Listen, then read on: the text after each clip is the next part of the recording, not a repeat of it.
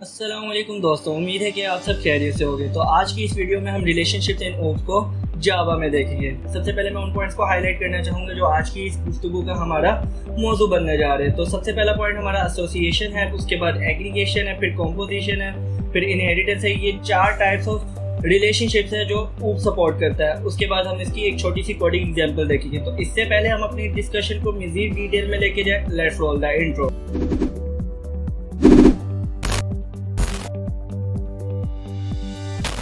तो व्यूअर्स, हमारे इस चैनल कोड स्टूडियो को बनाने का मकसद क्वालिटी कंप्यूटर साइंस कंटेंट को उर्दू ज़बान में लोगों तक पहुंचाना है ताकि मेड इन पाकिस्तान की तरह लर्न इन पाकिस्तान का भी रुझान पैदा हो सके।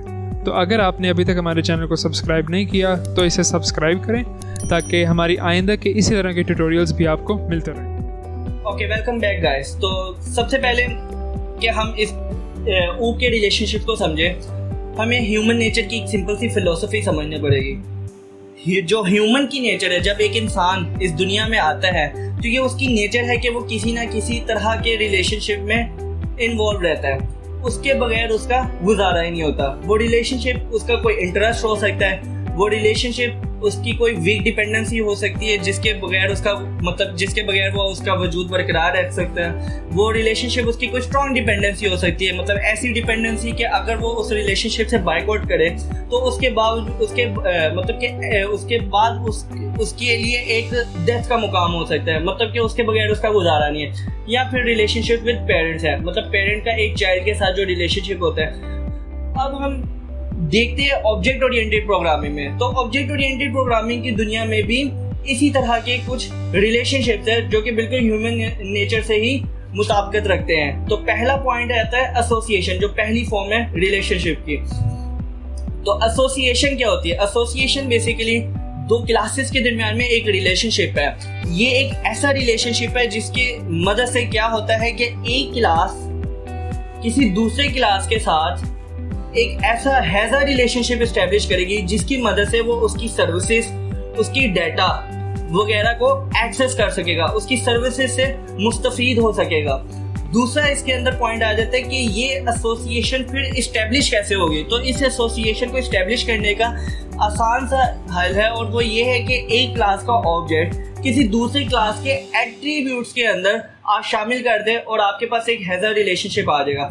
तो इसकी एग्जांपल की तरफ बढ़ते हैं। तो इसकी एग्जांपल में सिंपल एक बैंक जो कि एक क्लास है और एक एम्प्लॉय की क्लास है जिनके दरमियान में रिलेशनशिप है। और जब ये रिलेशनशिप एस्टेब्लिश हो जाता है तो ये एसोसिएशन है। ये बिल्कुल आसान सा रिलेशनशिप है। एक एम्प्लॉय बैंक के लिए काम कर रहा है और बैंक उसको उसके रिटर्न में उसकी इनकम दे रही है। तो ये दोनों का बेसिकली रिलेशनशिप है।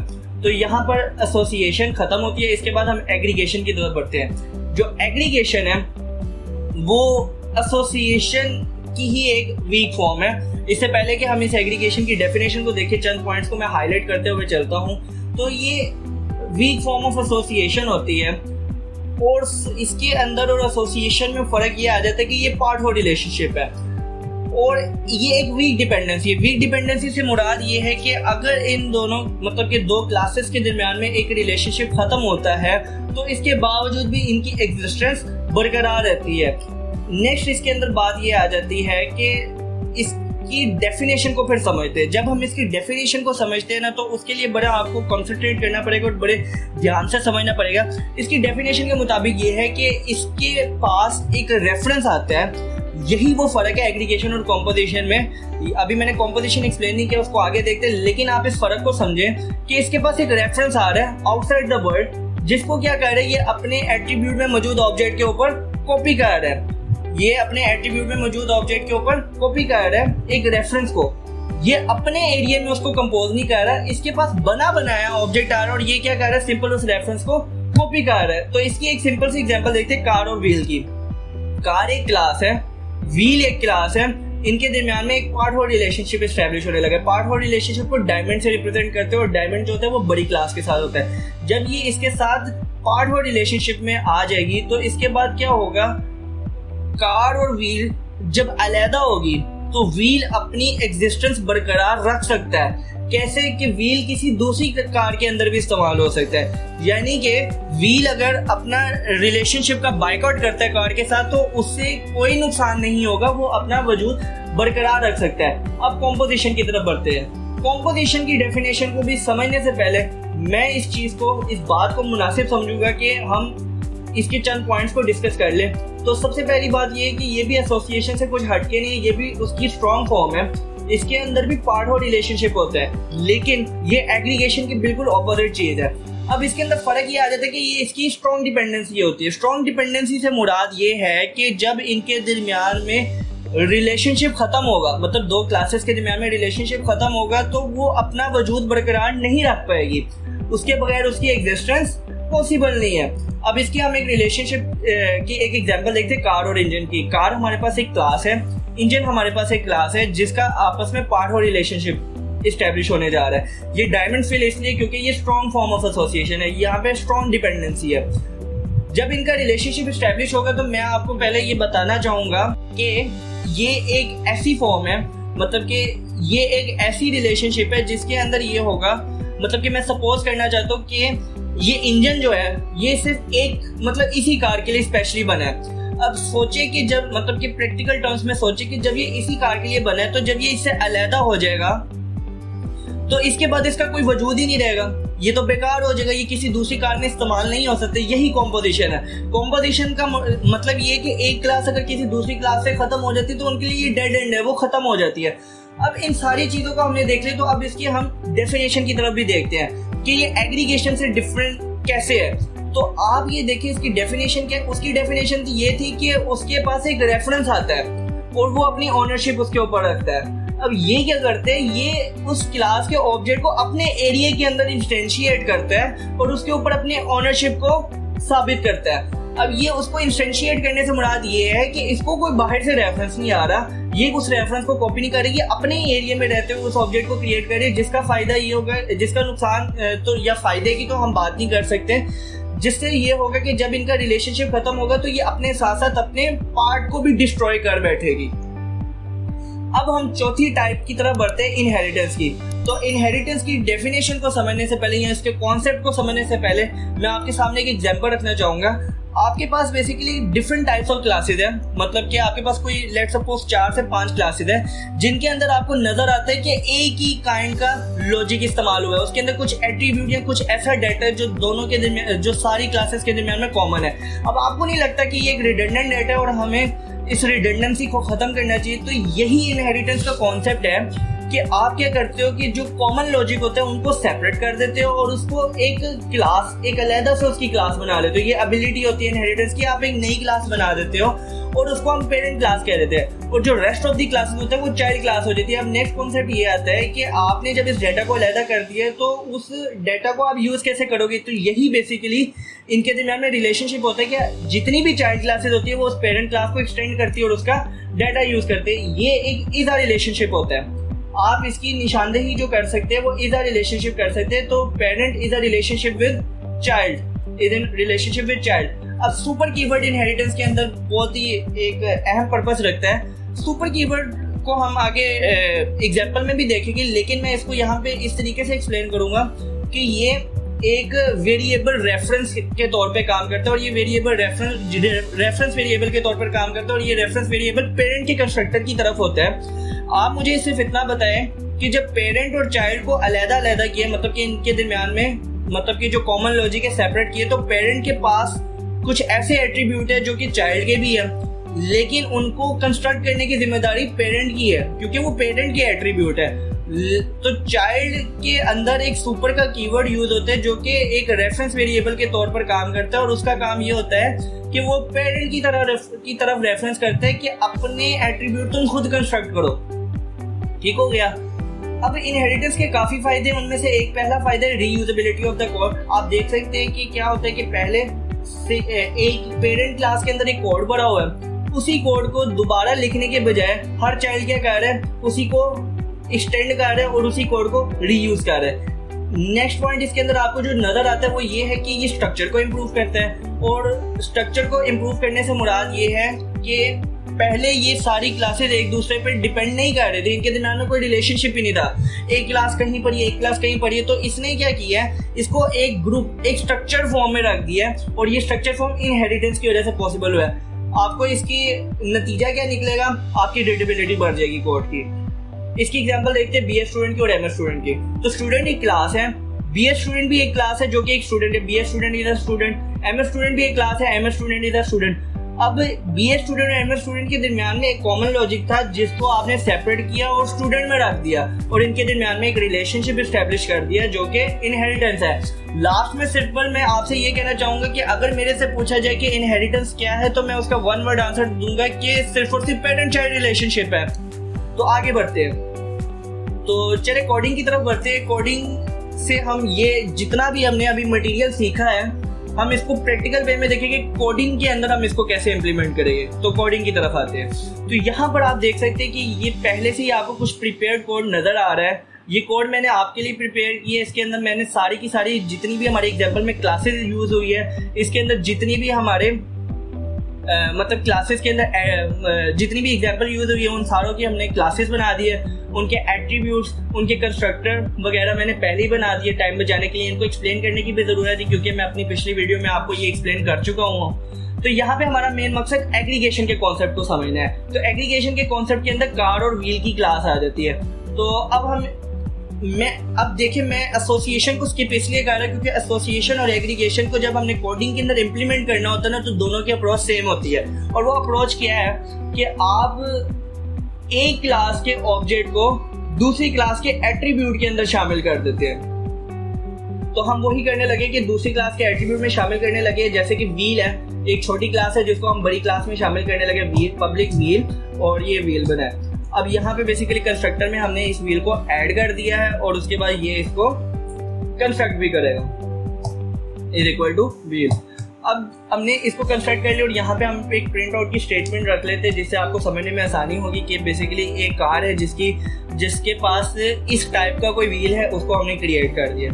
ठीक हो गया। अब हमने एग्रीगेशन के कॉन्सेप्ट को समझना है। पहला तो सिंपल एक जिसे कहते हैं एक थोड़ा रट्टा सी चीज़ है कि आपने इसको इस्टेब्लिश करने का तरीका ये है कि आपने एक का ऑब्जेक्ट उठा के दूसरे में रख दिया। अब इसके कॉन्सेप्ट को भी समझते हैं। कॉन्सेप्ट हमें ड्राइवर के अंदर नजर आएगा। जैसे कि मैंने आपको कहा था कि इसके अंदर क्या होता है कि आपने एक व्हील का मतलब कि आपने एक ऑब्जेक्ट बनाना है। अब इस ऑब्जेक्ट के अंदर बेसिकली उसका मेक आ जाएगा। अब जब आपने ये ऑब्जेक्ट बना दिया तो इसके अंदर जब हम बड़ी क्लास में शामिल करते हैं तो इसे आउटसाइड द वर्ड रेफरेंस आता है, मतलब एक बना बनाया ऑब्जेक्ट आता है जो हम अपनी बड़ी क्लास में शामिल कर देते हैं। वो कॉन्सेप्ट आपको यहाँ पे अब नजर आएगा। ये हमने न्यू कार की, यहाँ पे ये इसका मेक और फिर इसका ईयर मॉडल का 2020 और फिर ये जो अब आपने देखा है कि ये जो आपने ऑब्जेक्ट क्रिएट किए ये एज अ रेफरेंस के तौर पे इसको हमने दे दिया। मतलब ये कि जो एज इट इज जो आपने ऑब्जेक्ट क्रिएट किया था वो को मतलब कि सीधा आपने उसको दे दिया। अब ये क्या करेगा, ये आपके इसके ऊपर जो आपके पास जो कार के अंदर ऑब्जेक्ट पड़ा हुआ है उसके ऊपर कॉपी कर देगा। मतलब आउटसाइड द वर्ल्ड आपको डेटा आ रहा है जिसको आपने उठा के जिसका रेफरेंस सिंपल कॉपी कर दिया। मतलब सिर्फ इतना सा है कि ये आपकी चीज नहीं है, आपको बनी बनाई चीज मिली है जिसको आपने सिंपल ऐड कर दिया। इसका मतलब ये कि जब आप इसे डिस्ट्रॉय कर देंगे तो आप अपनी ओनरशिप इस पे लूज कर दिएंगे और ये होगा कि इसके बाद भी वो अपना वजूद रख सकती है क्योंकि ये आउटसाइड द वर्ल्ड बन के है। ये आपने नहीं बनाई, ये आपने अपने एरिया में कंपोज नहीं की। तो हम यहाँ पे इस कॉन्सेप्ट को देख लेते हैं, इसको रन करके देखते हैं। तो यहाँ पे आप देख सकते हैं कि होंडा व्हील, शुरू में जाहिर बात है मैंने उसका व्हील क्रिएट किया तो यहाँ पे उसका कंस्ट्रक्टर ने इसका मैसेज दिया। फिर उसके बाद आप देख सकते हो Honda car with wheel Honda, जो हमने बेसिकली होंडा व्हील दिया है ना उसने उसी से उसको इनिशियलाइज कर दिया, उसने उसी से कंस्ट्रक्ट कर दिया। अब जो इसके अंदर जो मैंने आपको बताया था कि एग्रीगेशन के अंदर क्या होता है कि वो जब हम उनका रिलेशनशिप खत्म होता है तो उसके बाद भी वो अपनी एग्जिस्टेंस रखता है। यहाँ पे मैंने कार के रेफरेंस को नल कर दिया और जावा में जब आप किसी रेफरेंस को नल कर देते हो इसके बाद आप अपनी आप जिस मेमोरी को रेफरेंस कर रहे होते हो आप उससे अपना रेफरेंस लूज कर देते हो। इसका मतलब ये कि कार डिस्ट्रॉय हो चुकी है। अब कार जब डिस्ट्रॉय हो चुकी है ना तो इसका मतलब ये कि व्हील को बरकरार रहना चाहिए। क्यों? क्योंकि व्हील इसकी अपनी चीज नहीं थी, आउटसाइड द वर्ल्ड इसे मिली थी। तो हम इसको देख सकते हैं कि आउटसाइड द वर्ल्ड मिली थी तो व्हील मौजूद है या नहीं वो हम अभी चेक कर लेते हैं। तो इसको रन करके देखते हैं। अब इसको हम रन करके देखते हैं तो आपको नजर आता है कि Honda wheel is created, Honda car मतलब यहाँ तक काम ठीक है। यहाँ पे आपने कार को नल किया है। जब नल किया तो इसका मतलब कार जो है आपकी है डिस्ट्रॉय होगी। लेकिन आप उसके बाद भी देख सकते हो कि जब मैंने व्हील को आउटपुट करके देखा है तो उसने उसको आउटपुट करने दी, यानी कि उसकी एग्जिस्टेंस बरकरार रही है। तो यहाँ पे एग्रीगेशन का कॉन्सेप्ट खत्म होता है। अब हम कॉम्पोजिशन के कॉन्सेप्ट की तरफ आते हैं। कॉम्पोजिशन के कॉन्सेप्ट में कार और इंजन की एग्जांपल आ जाती है। तो यहाँ पे हम अपनी डेफिनेशन को थोड़ा चेंज कर देते हैं। यहाँ पे बेसिकली इंजन आ जाएगा, तो ये हमारे पास इंजन की क्लास आ जाएगी और ये हो जाएगा हमारे पास कॉम्पोजिशन। अब फर्क मैं आपको यहाँ पे दिखाता हूँ। पहले हम इसके कंस्ट्रक्टर को चेंज करते हैं। तो यहाँ पे इंजन आ गया और इसी तरीके से यहाँ पे भी चेंजिंग आएगी। तो ये engine is equal to engine और यहाँ पे भी चेंज आ जाएगी विद इंजन और यहाँ पे भी this dot engine dot ID. ठीक हो गया। अब आप यहाँ पे फर्क देखिए। फर्क ये है कि मतलब कि दोनों में फर्क है, तरीका तो वही है, लेकिन फर्क है कि आपको यहाँ पे जो इंजन मिलेगा वो यहीं पे क्रिएट होगा। यहीं पे क्रिएट होने से मुराद ये कि वो इसी की मेमोरी के अंदर क्रिएट होगा और वो ऐसे क्रिएट होगा। ये देखें इंजन, मतलब ये कि उसको आउटसाइड द वर्ल्ड कोई ऑब्जेक्ट का रेफरेंस नहीं मिलेगा। आउटसाइड द वर्ल्ड कंटेंट मिल सकता है, यानी कि उसको उसकी वैल्यू मिल सकती है, लेकिन वो ऑब्जेक्ट नहीं आएगा। वो ऑब्जेक्ट से मुराद वो रेफरेंस नहीं आएगा। वो रेफरेंस नहीं कॉपी होगा। रेफरेंस कॉपी नहीं होगा तो इसका मतलब ये कि उसे कोई डमी, कोई बनी बनाई चीज नहीं मिल रही। ये खुद अपनी मर्जी की चीज क्रिएट करेगा। और यहाँ पे हमने अपना एक इंजन का ऑब्जेक्ट क्रिएट किया। तो आपको दोनों में फर्क नजर आ रहा है। एक के अंदर उसको बाहर से आउटसाइड द वर्ल्ड रेफरेंस मिलता है। रेफरेंस से मुराद उसको ऑब्जेक्ट मिलता है। यहाँ पे उसको ऑब्जेक्ट नहीं, यहाँ पे उसे कोई वैल्यू मिल रही है। ऑब्जेक्ट वो अपना खुद क्रिएट कर रहा है अपने एरिया में रहते हुए। अब इससे ये हो रहा है कि इंजन का ऑब्जेक्ट यहाँ पर कंपोज हो रहा है। अब यहाँ पर कंपोज होने से मुराद ये है कि जब कार की क्लास डिस्ट्रॉय होगी तो वो अपनी इनर बॉडी को भी साथ ही साथ डिस्ट्रॉय करके जाएगी। तो अब हम इसको ड्राइवर में यहाँ पे करके भी देखते हैं। तो यहाँ पे ये जो है ये इंजन से रिप्लेस हो जाएगा। तो ये हम अपना इंजन से नहीं, हम यहाँ पे कोई integer id is equal to 1 रख देते हैं और यहाँ पे हमने कार की क्लास क्रिएट की है। यहाँ पे हम इसको अपनी id दे देते हैं। तो जब हमने id दी है तो पहले हम इसको डिस्ट्रॉय करने से पहले देखते हैं। तो डिस्ट्रॉय करने से पहले कि हम इसको आउटपुट देखते हैं। तो जब हम डिस्ट्रॉय करने से पहले की आउटपुट देखते हैं तो आपको नजर आता है कि Honda car with engine 1 is created. अब मैंने जैसे कि एग्जांपल में बताया था कि इंजन बनाई इसके लिए और उसने अपने एरिया में कंपोज किया। उसे कोई आउटसाइड द ऑब्जेक्ट नहीं मिल रहा जिसका वो रेफरेंस कॉपी कर रहा है। वो खुद अपनी बॉडी के अंदर रहते हुए क्रिएट कर रहा है। तो अब मैं अगर कार को नल करता हूँ, अब मैं अपनी कार को अगर नल करता हूँ और उसके बाद नल करने का मतलब ये कि मैंने अपने कार को डिस्ट्रॉय कर दी। कार को डिस्ट्रॉय कर दिया है, इसका मतलब ये है कि अब मैं इंजन को एक्सेस नहीं कर सकूँ। क्यों? क्योंकि इंजन तो खत्म हो चुका है। तो मैं यहाँ पे करने की कोशिश करता हूँ कार डॉट इंजन, इसको बेसिकली एस आउट करके मतलब प्रिंट करते हैं। यहाँ पे मैं कार डॉट इंजन को प्रिंट करने की कोशिश करता हूँ, देखते ये क्या करता है। तो ये हमें बेसिकली नल रेफरेंसिंग सेक्शन दे देते हैं। क्यों? क्योंकि कार डिस्ट्रॉय हो चुकी है। कार डिस्ट्रॉय हो चुकी है तो उसकी इनर बॉडी के अंदर भी जो कंटेंट भरा था वो भी डिस्ट्रॉय हो गया। तो मेरे ख्याल से आपको कॉम्पोजिशन की भी एग्जांपल समझ लगी होगी। अब हम बेसिकली इनहेरिटेंस की तरफ बढ़ते हैं। तो इनहेरिटेंस की एग्जांपल में हमारे पास आ जाता है student, BA student, MA student का कोड। तो बिल्कुल हम अपने बिल्कुल स्क्रैच से स्टार्ट होते हैं। स्क्रैच से मुराद मतलब स्क्रैच कॉन्सेप्ट से स्टार्ट होते हैं। आप देख सकते हैं कि यहाँ पे क्या आपको ये एक ऐसा लॉजिक है, ये एक ऐसा कोड है जो आपको एमए स्टूडेंट में भी नजर आ रहा है, बीए स्टूडेंट में भी नजर आ रहा है और स्टूडेंट के अंदर भी नजर आ रहा है। तो आपको क्या लगता है हमें इस रिडंडेंसी को खत्म नहीं करना चाहिए? तो यहाँ से हम क्या करेंगे, जैसे कि मैंने बताया था कि इधर से हमने इसको खत्म कर देना है और इधर से खत्म करने के बाद हम एमए स्टूडेंट से भी इसे खत्म कर देंगे। और सिर्फ खत्म नहीं करेंगे, अब नेक्स्ट क्वेश्चन आता है कि इसको यूज भी तो हमें करना है, इसको हमें यूज भी करना है। तो अब हम इसको यूज कैसे करेंगे? अब ये हमने इसको खत्म कर दिया और खत्म करके हमने स्टूडेंट की क्लास में रख दिया। अब नेक्स्ट क्वेश्चन आता है इसको यूज कैसे करेंगे? तो उसके लिए हमें एक्सटेंड का कीवर्ड इस्तेमाल करना पड़ेगा। तो एक्सटेंड का कीवर्ड इस्तेमाल करेंगे और इसको हम यूज करेंगे। तो ये इस तरीके से हम यहाँ पे भी एक्सटेंड करेंगे। अब इससे ये होगा कि जितनी भी पेरेंट के अंदर चीजें पड़ी होगी ये इसको ड्राइव कर लेगा। जितनी भी पेरेंट के अंदर चीज पड़ी होगी उसको ड्राइव कर लेगा। नेक्स्ट इसके अंदर बात आ जाती है सुपर कीवर्ड की। जैसे कि मैंने बताया था कि पेरेंट अपने एट्रीब्यूट को कंस्ट्रक्ट करने का खुद ही जिम्मेदार है, और वो चीज किसकी मदद से हम फुलफिल कर सकते हैं, वो हम सुपर कीवर्ड की मदद से फुलफिल कर सकते हैं। तो नेम और रोल नंबर, इसको फिल करने की जिम्मेदारी पेरेंट की खुद की है, और इसी तरीके से MS स्टूडेंट के अंदर भी नेम और रोल नंबर को फिलअप करने की जिम्मेदारी उसकी खुद की है। तो ये आपने जो मतलब कि हमने इनहेरिटेंस का पूरा एक कॉन्सेप्ट पढ़ा था ना, ये उसको मैंने बिल्ड करके दिखाया कि कौन सी ऐसी वजूहात थी जिस तरीके से हमने अपना डाटा शिफ्ट किया, और उसके बाद हम किस तरीके से उनके दरमियान में कनेक्शन इस्टेब्लिश कर रहे हैं। अब नेक्स्ट चीज आती है कि ड्राइवर करके हम इसके जरा रिजल्ट को भी देख लेते हैं। तो यहाँ पर हम देखते हैं कि ये एक इंटीजर आईडी है, ये बल्कि हम इसको खत्म करते हैं और यहाँ पे हम इनहेरिटेंस की अब एग्जांपल को देखते हैं। तो ज़्यादा डिटेल एग्जांपल नहीं देखते, सिंपल सी बात है। स्टूडेंट का एक ऑब्जेक्ट बनाते हैं, स्टूडेंट एक S1 बना देते हैं इक्वल टू न्यू स्टूडेंट, जिसके पास बेसिकली कोई नेम होगा फरहान और उसका कोई रोल नंबर होगा 4068, और ये स्टूडेंट क्रिएट हो गया। फिर एक हम BS स्टूडेंट बनाते हैं। जब हम BS स्टूडेंट बनाएंगे तो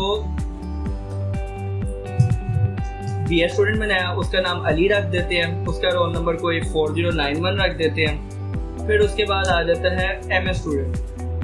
MS स्टूडेंट पे जब हम आएंगे तो उसका नाम MS रख दिया, और न्यू स्टूडेंट, अब इसका जो एट्रीब्यूट होगा नेम, उसके अंदर हम फॉर एग्जांपल नदीम रख देते हैं, और उसका रोल नंबर होगा 4057। अब अच्छा सॉरी, ये एरर इसलिए दे रहा है क्योंकि यहाँ पे बेसिकली BS मतलब कि फ़र्क क्या है, मतलब कि आखिरी चीज़ जो मैं आपको इसमें बताना चाहूँगा कि BS स्टूडेंट का जो हमने कॉमन लॉजिक को उठा दिया, क्या ऐसी बात है जिसकी वजह से ये डिफरेंट है कि BS स्टूडेंट के अंदर FYP होता है, MS स्टूडेंट का FYP नहीं, उसका थीसिस होता है। इस वजह से ये दोनों फ़र्क रखते हैं अपने अंदर। तो यहाँ पे बेसिकली उसका जो BS स्टूडेंट होगा उसका एक एट्रीब्यूट जाएगा FYP का। FYP हम फॉर एग्जांपल ऊबर एप्लीकेशन रख देते हैं, और फिर उसके बाद आ जाता है MS स्टूडेंट का। तो MS स्टूडेंट का हम बेसिकली वो रख देते हैं, उसका जो थीसिस होगा टॉल रख देते हैं। तो ये यहाँ पे BS स्टूडेंट है और ये यहाँ पे MS स्टूडेंट है। तो इस तरीके से हमने इसको क्रिएट कर दिया। अब हम यहाँ पर देखते हैं, ये इधर एरर, अच्छा सेमीकोलन, स्टेटमेंट टर्मिनेटर की मिसिंग थी। अच्छा, अब हम इसको रन करके भी देखते हैं और फिर इस कॉन्सेप्ट को थोड़ा और एलैबोरेट करते हैं। तो आपने देखा कि जैसे स्टूडेंट कॉल गई तो स्टूडेंट का कंस्ट्रक्टर कॉल हुआ, जैसे कि होता है। अब लेकिन आप फ़र्क देखोगे कि जब हमने उसके चाइल्ड को कॉल करना है तो खाली स्टूडेंट का कंस्ट्रक्टर कॉल नहीं होता। पैटर्न क्या है? पैटर्न ये है कि आप जब यहाँ पर आते हो, आपने अपना कोई चाइल्ड का बेसिकली ऑब्जेक्ट का कंस्ट्रक्टर कॉल हुआ है, तो वो पहले इसके कंस्ट्रक्टर में आएगा, वो यहाँ पर आएगा, यहाँ पर आके देखेगा कि इसके पेरेंट के अंदर कुछ एट्रीब्यूट है, तो वो उसको कंस्ट्रक्ट करने पेरेंट के कंस्ट्रक्टर में चले जाएगा। इस वजह से पेरेंट का कंस्ट्रक्टर स्टूडेंट पहले कॉल हुआ, फिर उसके बाद यहाँ पे निकलने से पहले उसने BS का कंस्ट्रक्टर कॉल किया। सेम कॉन्सेप्ट यहाँ पर भी अप्लाई होता है। जब MS का ऑब्जेक्ट क्रिएट हुआ, तो जब MS का ऑब्जेक्ट क्रिएट हुआ तो वो यहाँ पे इसके कंस्ट्रक्टर में आया। जैसे ही वो इस लाइन पे आया, उसने देखा सुपर कीवर्ड है, सुपर कीवर्ड एक रेफरेंस के तौर पर काम किया, वो उसको पेरेंट के कंस्ट्रक्टर की तरफ लेके गया, और जब वो उसको पेरेंट के कंस्ट्रक्टर की तरफ लेके गया तो वहाँ पे जाके उसने उसके एट्रीब्यूट कंस्ट्रक्ट किया, और वहाँ से निकलने से पहले स्टूडेंट कंस्ट्रक्टर कॉल्ड को उसने कॉल किया, को प्रिंट किया। उसके बाद यहाँ पर आके उसने at the end MS constructor को कॉल करके प्रिंट किया। तो यहाँ पे मैंने आपको इनहेरिटेंस की भी कंप्लीट एग्जाम्पल को एलैबोरेट करके दिखा दी कि किस तरीके से हमने उसको अप्रोच को क्लियर किया, और किस तरीके से हमने उनके डाटा को आपस में यूज़ किया, और किस तरीके से क्या वो पैटर्न था जो आपका कोड ने, मतलब कि क्या आपके कोड का पैटर्न था कि कौन सी लाइन पहले कॉल हो रही है, कौन सी लाइन बाद में कॉल हो रही है, इसको मैंने एक्सप्लेन किया। तो वापस अपनी स्लाइड्स के ऊपर आते हैं। तो थैंक यू। मुझे उम्मीद है कि आपको वीडियो पसंद आई होगी। अगर आपकी कोई भी शिकायत या कोई भी आपका क्वेश्चन होगा तो आप मुझे कमेंट सेक्शन में बता सकते हैं। Thank you. तब मिलते हैं आपसे नेक्स्ट वीडियो में। तब तक के लिए अल्लाह हाफिज़।